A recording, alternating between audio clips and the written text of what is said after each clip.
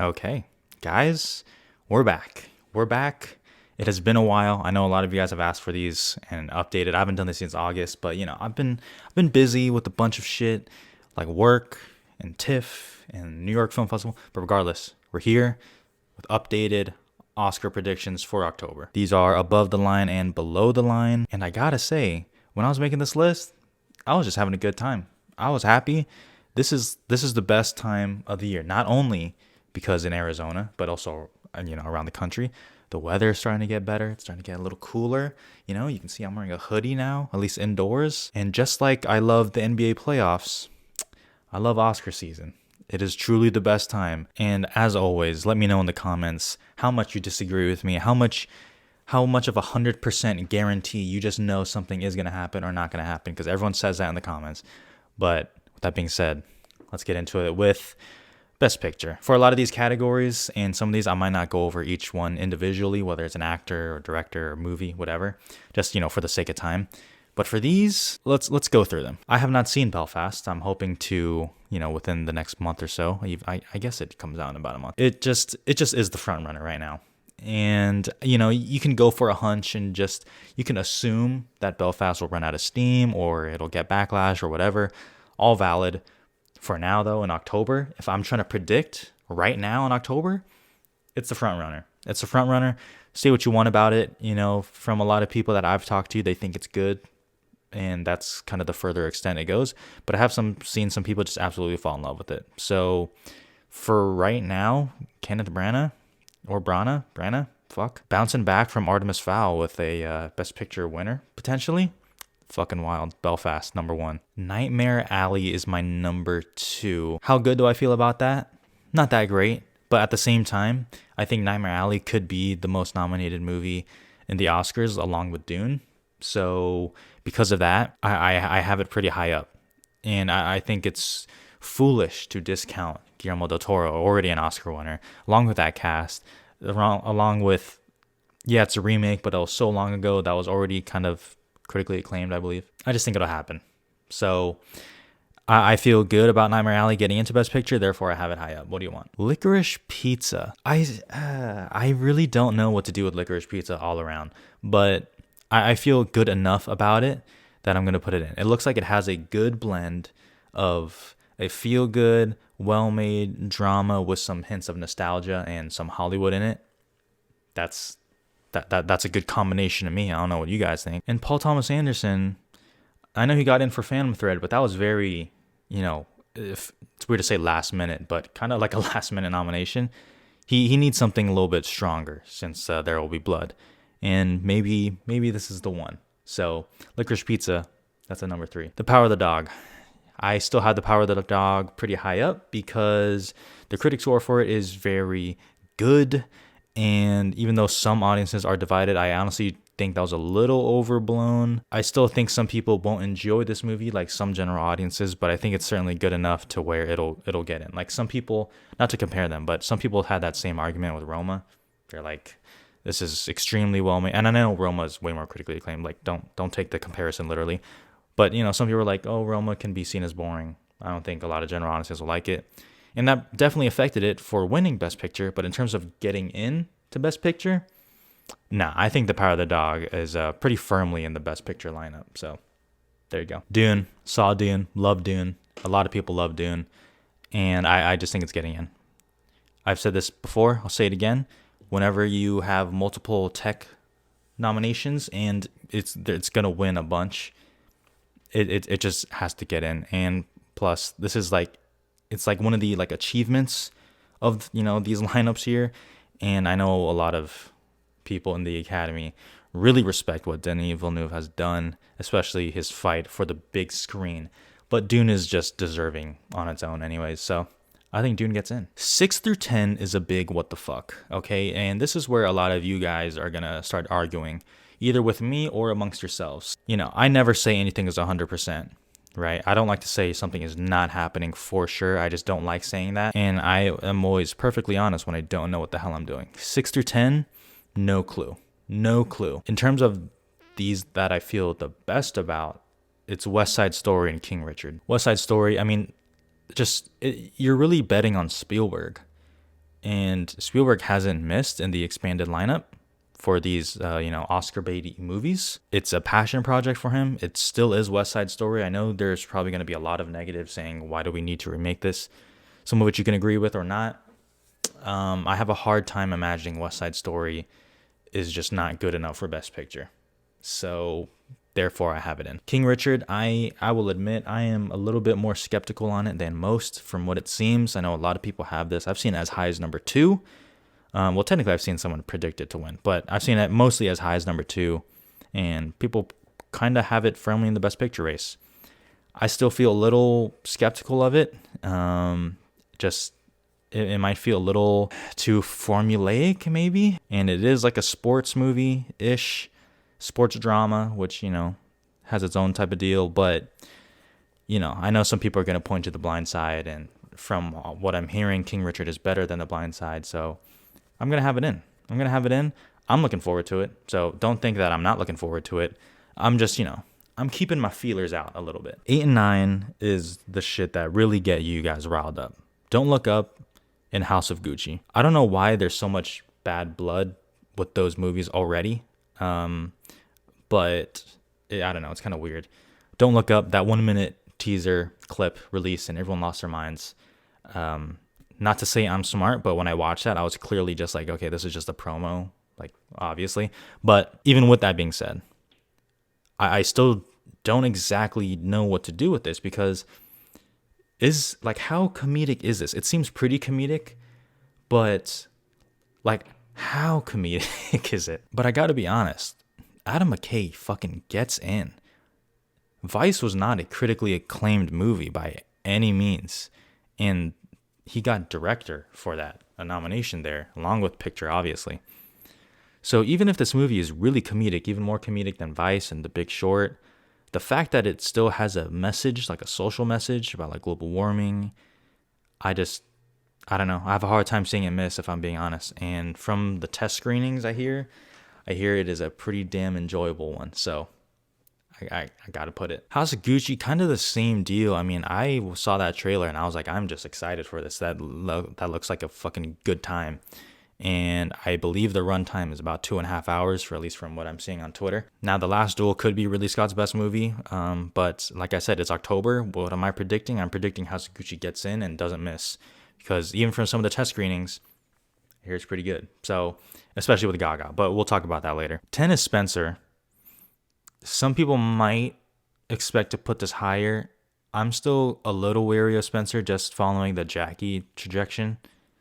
I think this will probably do better than Jackie, but even still, it's would I be shocked if Spencer missed Best Picture? I really wouldn't.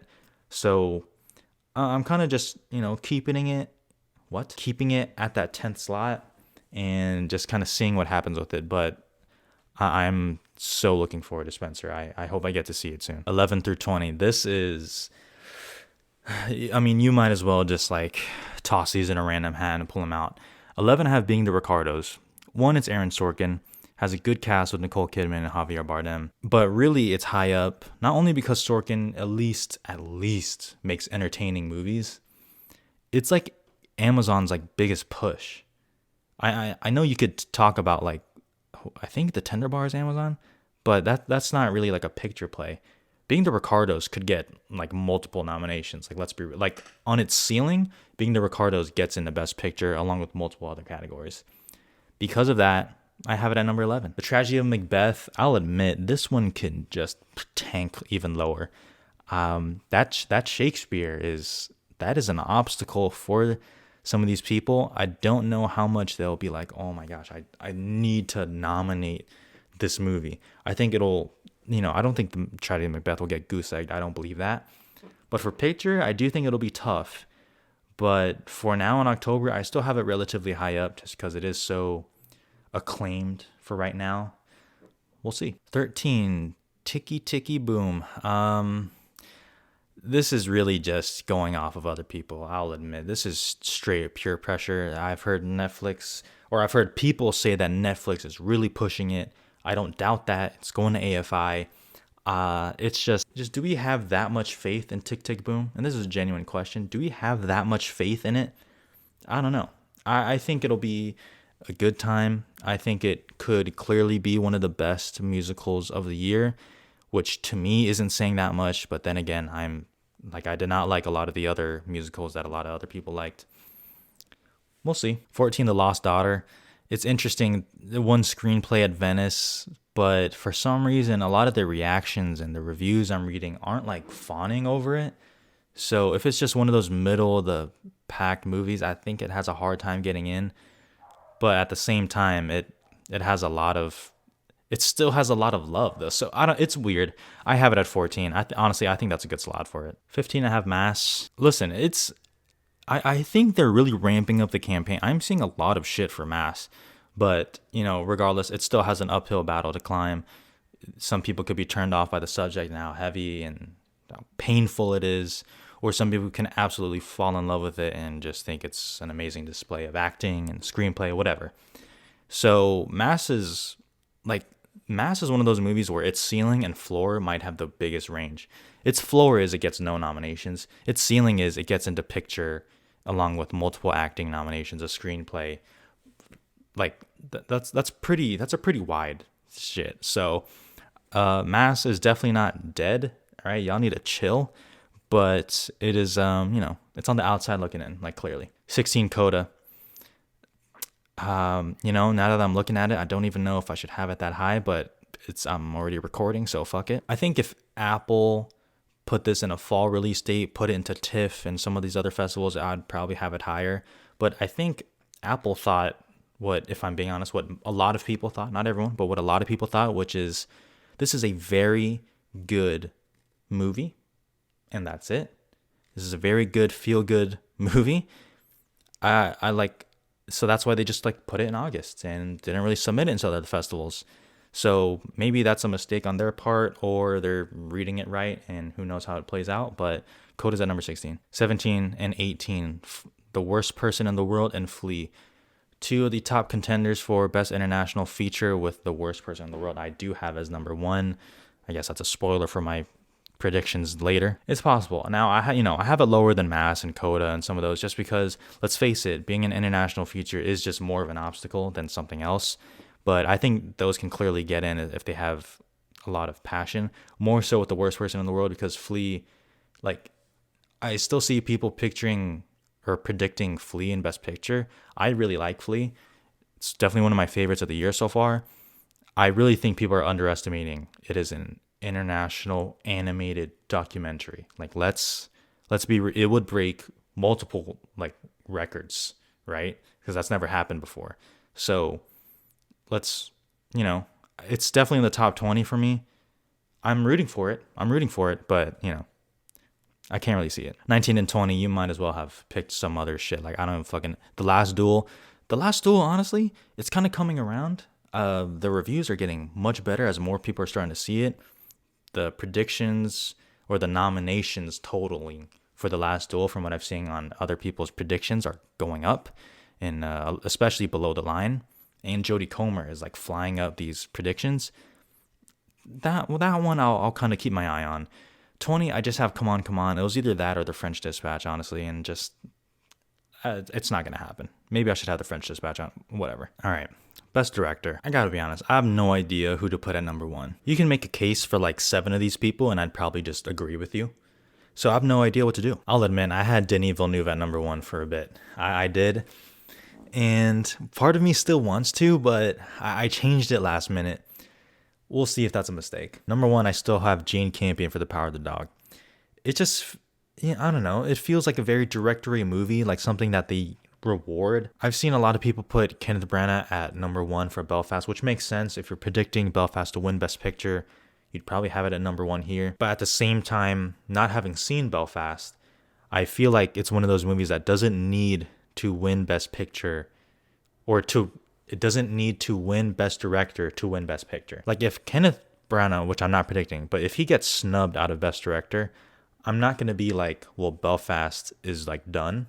I'm just not going to do that. So I really don't know. But for now, I have Jane Campion at number 1. I have Denis Villeneuve at number 2. And I have Kenneth Branagh at number 3. Do I feel good about that? No, I don't. But like I said, you can really flip these in any order you want, and I'd probably still agree with you. So Director, I gotta say, it's kind of exciting that no one really knows what to do. 4, I have Guillermo del Toro for Nightmare Alley. I mean, look at the fucking trailer, and that makes me feel good about it alone. 5, Paul Thomas Anderson, Licorice Pizza. I have seen some people put him at number 1, which is interesting. I don't know if they're hope dicting or not, because he is like clearly overdue. I don't know if this is the one to do it, but I mean, no one knows if this is the one to do it because no one's fucking seen it. So I have him in the top 5, and I feel decent about this top 5. I just don't know the order. All right, 6 through 10 is you might as well not even pay attention to me. I have Pablo Larraín for Spencer at number 6. That one I feel decent about, but 7 through 10, I don't know. Adam McKay for Don't Look Up. Steven Spielberg for West Side Story. Maybe I should put him above Adam McKay, but it's Adam McKay. Like, you see what I'm saying? Like, Adam McKay got in for Vice over like Bradley Cooper. So, like, you can't say Adam McKay is not getting. If anyone says Adam McKay is not getting director and they say it with confidence, you should just laugh at them. Even if it ends up being true, just laugh at them for feeling that confident because they're wrong. Okay. 9, I have Joel Coen for Tragedy of Macbeth. I still don't feel like Macbeth will be that embraced above the line, but if there's a chance that people just rally around it because how well made it is, I could see it. And 10, I have Ridley Scott for House of Gucci because why not? Best Actress. Okay, so this is interesting here. This is pretty interesting. 1, I have Kristen Stewart for Spencer. I think most people have Kristen Stewart for Spencer. Now, it is, for now, seems like a race between Stewart and Chastain, 1 and 2. It's just, if I think Spencer will be more like widely accepted and the Academy will be more nominated, if I have Spencer getting in Best Picture and I have Pablo Larraín at number 6, I have Kristen Stewart winning, and that makes a lot of sense. I gotta be honest though, I've seen some people say, Jessica Chastain, The Eyes of Tammy Faye, seems like that movie's come and gone. I think you're crazy. I think you're crazy if you think The Eyes of Tammy Faye has just come and gone. It is not. They have so much shit like behind the scenes with campaigning. Jessica Chastain is still number 2. It is such a Beatty performance. Like, I would have felt that same way about like Judy. Like, Judy to me like came and went and she still fucking won. So, don't sleep on Jessica Chastain, but I still have Kristen Stewart for all you Stewart stans at number 1. Lady Gaga I have at number 3. I'm just going off of test screenings and people are just like, yeah, she's getting in. Now that could just be their love of Lady Gaga in general, but maybe I'm just looking at House of Gucci too warmly. I'm just excited for that movie. I think she'll be great in it. I legitimately think she's a great actress. Not even just she's a good actress considering she was a musical artist first. I just think she's a great actress. I think she gets in. 4, I have Olivia Colman and The Lost Daughter. Olivia Colman is starting to reach that Meryl Streep status where she just gets nominated for everything. And honestly, don't have a problem with it because she is legitimately great in everything. So I haven't seen The Lost Daughter. I was supposed to see it in New York. Ended up not happening. She's number 4. 5, I have Nicole Kidman in Being the Ricardos. Do I feel good? No, I don't. There's too many. She has the least amount of cons for me for everyone else. So Cate Blanchett, Nightmare Alley, she's high up just because people are saying they reworked the script to make her a larger character. And because, in the Nightmare Alley book, apparently she doesn't have even that big of a role. So that is still kind of keeping me on the edge. 7, Jennifer Hudson, Respect, not very well liked. And that came out in August. But, that could play well to SAG or everything. But like I said, there's still some negatives there, right? 8, Jodie Comer, The Last Duel. I'm keeping my eye on her because I know the next best picture team with Matt Negley and all them, like pretty much consensus have her in the top 5. I'm looking out, but I still am kind of keeping her on the edge. Frances McDormand, it could be too little screen time. And because it's Frances McDormand, she just won last year. There's no need to even nominate her again. This is not like a Nomadland deal. Like, I don't think anyone has said this is like McDormand's like best performance. Like, we don't need to nominate her for this performance. That is no offense. I'm just saying it doesn't need to happen. And then 10, I had a hard time picking, but I just ended up putting Rachel Zegler in West Side Story. Maybe that can happen. So because of all that, I kind of have Nicole Kidman at that 5th slot. She's going to be speaking Aaron Sorkin dialogue while playing Lucille Ball. That's good enough for me. Best Actor, Will Smith, King Richard, almost feels like a done deal. I have not seen King Richard. It just, but it feels done. It feels done. It feels like this is the time to reward Will Smith. And I heard he's great. I heard he's great. What more do you want me to say? Benedict Cumberbatch in The Power of the Dog. Sorry, man. Sometimes you just get unlucky because Benedict Cumberbatch gave one hell of a performance. I fucking loved it. But sometimes you just run into Will Smith playing King Richard. Or in King Richard. Not playing King Richard. In King Richard. Whatever. 3, Bradley Cooper, Nightmare Alley. Okay, this is a legitimate question. This is not like me like being facetious or sarcastic. Why are people not having him in the top 5? Genuine question. Am I missing something? I didn't read the book. You guys know that. What's going on? Why do people not have Bradley Cooper in the top 5? I don't really understand it. Help me out with that. Because to me, from what I see and what I know, I think he gets in. But, let me know. 4, Denzel Washington, The Tragedy of Macbeth. I'm a little worried. I'm a little worried that this could end up being a snub. Just because some people can watch and just say, oh, he's just speaking Shakespeare or whatever.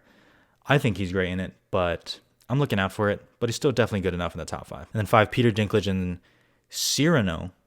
That sounds weird to me. I always thought it was, or in my head, I read that as Cyrano. But in the trailer, they said Cyrano. So I'll say that. I don't know how much of this is just, or was just like festival hype. Because only Telluride has got to see it so far. But, looks good. Even in the Broadway play, he got good reviews. So, I could see it.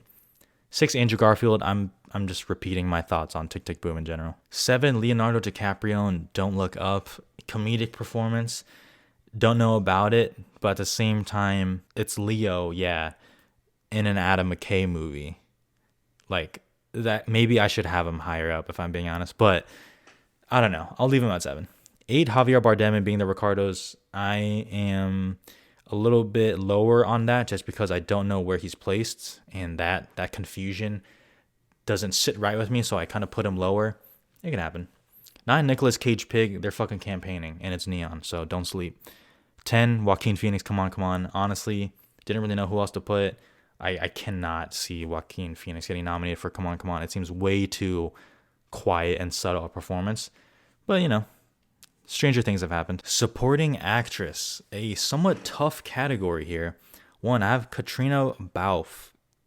Is that how you say it? Katriana? There's a little accent there. Fuck, I should have looked this up before. For number 1 in Belfast, along with a lot of people. I don't really know what else to go off of here, but she seems like the consensus for now, so that's what I'm doing. 2, Anjanae Ellis in King Richard has gotten a ton of praise for King Richard, and if I have King Richard in Best Picture, I don't think it's just going to be nominated in like Will Smith, right, for Best Actor. So I think it gets in here too. 3, I have Ann Dowd in Mass. No disrespect to anyone else. Like I said, I haven't seen those movies, but I can't imagine that anyone else is better than Ann Dowd or Martha Plimpton in Mass. But here we are. This is the reality we're living in, and I don't like it. 4, I have Kirsten Dunst in The Power of the Dog. I hope she doesn't get snubbed because I oddly can see it happening. But I think she gets in at number 4. She's great in the movie. Ariana DeBose, West Side Story. She's playing that role. Yeah. Ruth Negga in Passing. Passing, I can't tell if Passing is going up on the predictions or down or just staying. But if anything, Passing has the best shot at supporting actress and screenplay, which we'll talk about. But she's kind of rising a little bit from what it seems. And then, the rest, I have Marlee Matlin and Coda. That seems like it's slipping. Meryl Streep, I never fully bought, but I just kind of did because everyone fucking else did. And it's also Meryl Streep, so let's be real. Rooney Mara, I wanted to have, or not I wanted to have, but I felt like there should be another Nightmare Alley person here. And I wasn't sure if it's Toni Collette or Rooney Mara. It seems like it's Rooney Mara, so I have her there. And 10, I have Martha Plimpton in Mass, which is just absolutely disrespectful. Let's move to supporting actor.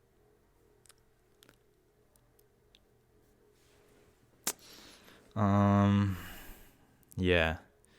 I have Jared Leto and House of Gucci number 1. Now, I don't know how film Twitter feels, but it seems like film Twitter just really does not like Jared Leto. I don't have anything against Jared Leto, like as an actor. I think he's a pretty good actor. It's just this just feels wrong, though. This feels wrong.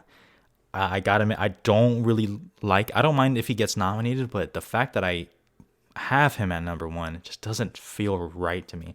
But let's not forget, he got 2 big nominations for the little things, and I would bet all the money in the world that House of Gucci will be better than the little things. And he is caked up in makeup, and like the trailer alone, like I don't know, I can see it, honestly, I can see it. We'll see. Maybe I'll completely change my mind when I see the movie and I'll be like, yeah, he should win. That's a possibility too. But for now, I gotta admit, it feels weird seeing him at number 1. 2, I have Jamie Dornan in Belfast. Doesn't seem like he's like the standout like Balf is, but seems like people believe should be a lock for supporting actor. I don't really know. It's just everyone else I have reservations about. So I kind of just put him up there. 3, Bradley Cooper, Licorice Pizza. I would have him at number 1, but I'm hearing too many things that his role is too small. And listen, people have won an Oscar for insanely small amount of screen time, but I just don't know. So I'm putting him there. 4, Jason Isaacs, motherfucker. He should sweep everything. But I honestly do feel like he gets in though. Like I don't know. I don't want to go through it. I already made a review about Mass. It's just he is so clearly like one of the top 5 supporting actor performances like this year. Like even without seeing a lot of these movies, there's no way he's not. So he's at number 4. Fuck off. 5, I have Ben Affleck in The Tender Bar. The Tender Bar it's starting to premiere in a bit of places. I'm seeing a lot of hype for Ben Affleck, but I'm starting to see some bad reviews for The Tender Bar. So I'm keeping my eye on it. At first, I saw a lot of good ones, so I put him in. I'm starting to see some bad ones now. We'll see. 6, Andrew Garfield, The Eyes of Tammy Faye. I mean, that can honestly happen. I said in my review, I thought Andrew Garfield was great. I was surprised more people didn't talk about him. And if Tammy Faye is like just more embraced than we would think, who knows? Who knows? Especially if it gets submitted in the comedy section for the Golden Globes. They're not doing a TV show. They're mostly doing like a press release or press conference, which might not have the same amount of impact on it, but it could still influence something. So we'll see. And then the rest, is just kind of placeholders here that, David Alvarez, West Side Story, J.K. Simmons, Richard Jenkins, The Humans. I have at number 9. I gotta be honest. Every passing day that goes by, I feel less confident in The Humans, but Richard Jenkins is at number 9. So we'll see. Original screenplay. So this is where I have Belfast number 1, because if Belfast is going to win picture, it needs either director or screenplay or both. And I don't have it getting picture. I have it getting screenplay, and that feels right. Even though, sight unseen, I would love some of the others to win. Licorice Pizza, Paul Thomas Anderson. He usually gets in screenplays, and I expect no different here. Being the Ricardos, it's Sorkin. I know you can say, Sorkin isn't all that loved by the Academy as much as you think. Yeah, okay, I agree.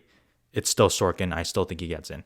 4, Don't Look Up. It's Adam McKay. Same deal. 5, Mass. I don't know. Even though I have Mass at number 5, oddly enough, I'm starting to believe that now Mass's best shot at a nomination is in screenplay. I don't know, though. I don't know if I'm tripping on that one. Come On, Mike Mills. The Worst Person in the World. That, from what I hear, has a great screenplay. I haven't seen that one yet. King Richard, people might expect me to have in the top 5, but I don't know. Like, it's a sports movie. Like, it's, I don't know. I don't know how well that goes into the screenplay category of it, but, I could be wrong.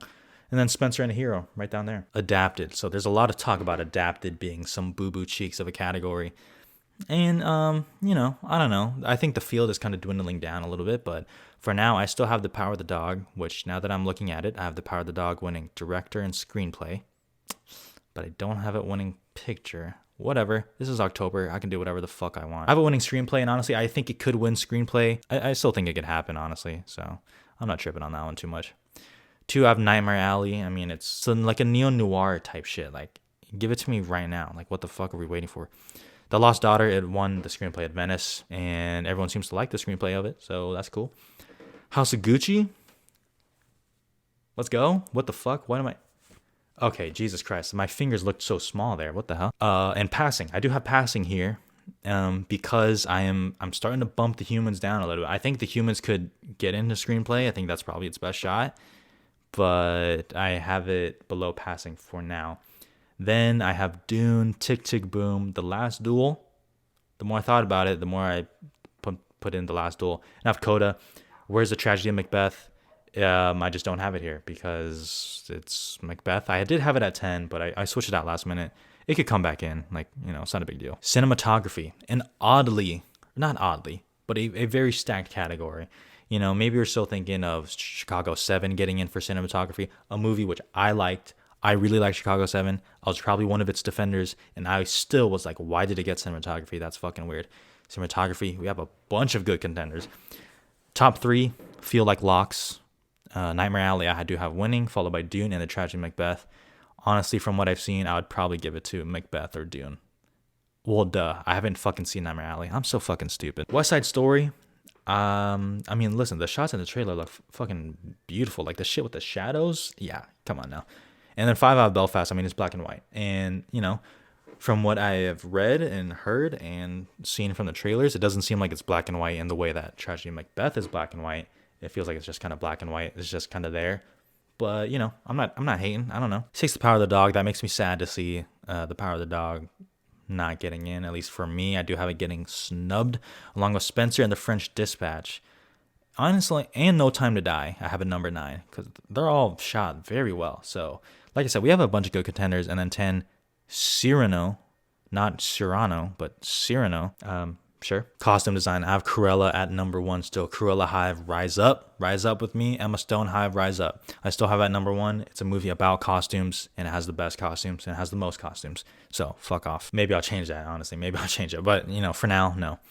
House of Gucci and Spencer, also a costume heavy featured movie. So I have them getting in. West Side Story, I also have getting in.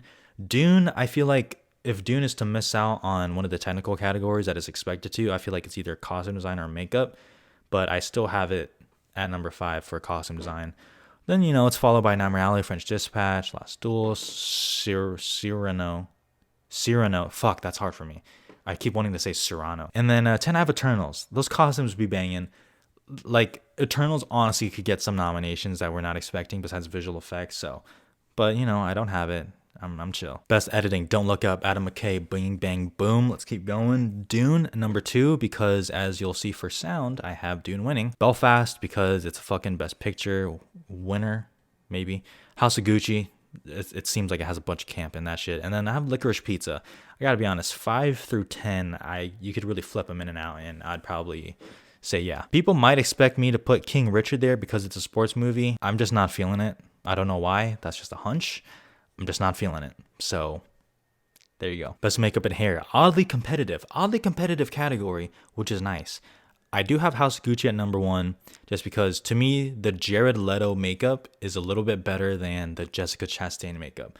Bro, those cheeks be wild. I have big cheeks, like my face is I have a big fucking head. Those cheeks are wild though. That shit like out to here. So I think the Jared Leto makeup looks, it's so stupid. I think the Jared Leto makeup looks very good. And I think it'll be featured prominently. I wouldn't be surprised if Tammy Faye did win, but, it seems like I'll go with House of Gucci. Dune, just see what they do to, Mr. Skarsgård and Dave Bautista and all those other Harkonnens. That shit go crazy. Cruella, yeah, come on, guys. Give it to Cruella, okay? It deserves it. And then Spencer, cuz Spencer. 6 at being the Ricardos. Honestly, it doesn't seem like they're even doing that much makeup. It seems like it's more like hair shit, but I could be wrong. Nightmare Alley, Cyrano, The Last Duel, and I'll watch out for The Green Knight. I think The Green Knight's still in the top 10, honestly, because that like Wood Knight, that shit was crazy. Production design. So I do have Nightmare Alley at number 1. Look at that fucking trailer. God damn, that shit fire. 2, I have The French Dispatch. I still have yet to see The French Dispatch. It literally comes out next week as I'm recording. Still haven't seen it, but, going off the Oscar expert here. And from what I see in the trailer, like it looks like it. Then I have Dune. The sets and the scales are just fucking insane on Dune. West Side Story, and then Cyrano. I'm saying that so slowly, I can't get over it. Belfast, maybe I could see Belfast. The Last Duel, I could honestly see maybe even more, but, whatever. Belfast is stronger. Then I have Spencer, The Power of the Dog, and Cruella. Because, I'm a stan. Best sound, Dune is winning. This should be a lock.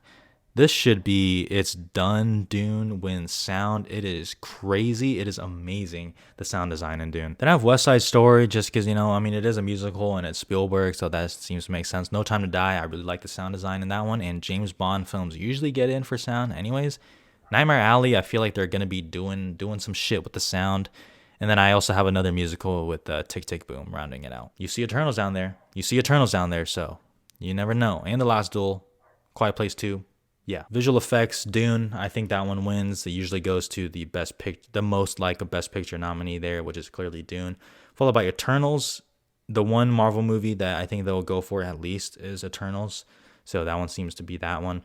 Godzilla versus Kong, just because they kind of like the Kong visual effects, and I gotta be honest, Godzilla versus Kong visual effects, very good, very good. So we'll see about that. The Matrix Resurrections, going off the trailer, sure, and then 5, I didn't really know, so I did end up putting the Suicide Squad.